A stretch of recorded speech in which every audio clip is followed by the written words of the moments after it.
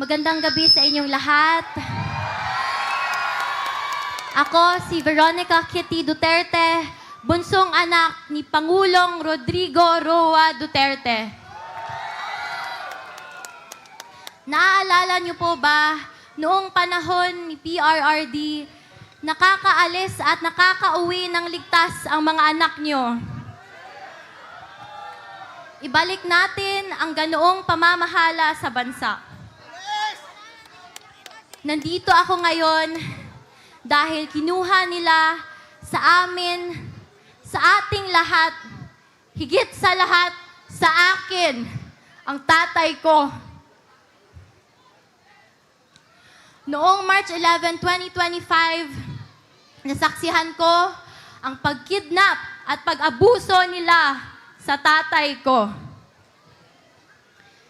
Imbes na krimen, korupsyon at kahirapan ang pagtuunan ng pansin ng pamahalaang ito, inuuna nila ang pagsira sa pamilya ko at sa lahat ng kaalyado nito.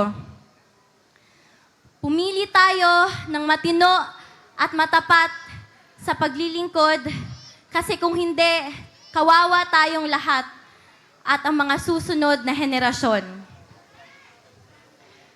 Mahalagang magkaisa tayo sa araw ng eleksyon, May 12, 2025. Suportahan natin ang PDP laban senatorial slate o mas kinikilalang Duterte.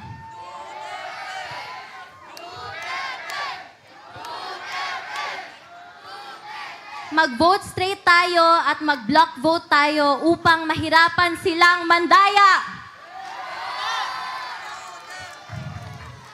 To the OFWs, to the Filipino communities who took care of us, you have my love, respect, and gratitude.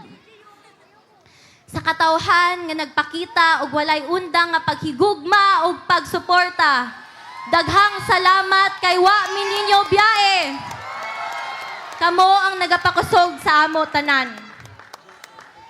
Maiaabot ako na personal na mensahe ng tatay ko sa bawat Pilipino. Sabi niya, I did what I could for my country. And you are all in my heart. Pangalawa, ang sabi niya, kung kakalimutan niyo lang rin ang Duterte, kalimutan niyo na lang rin siya. Mga kababayan, huwag nating kalimutan ang bilin ni Tatay Digong. Yes! Sa mga kabataan, hinihikayat ko kayong magbantay sa mga boto dahil dito nakasalalay ang kinabukasan nating lahat. Maraming salamat po and God save the Philippines. Iniimbitahan ko... Pilipinas, Duterte!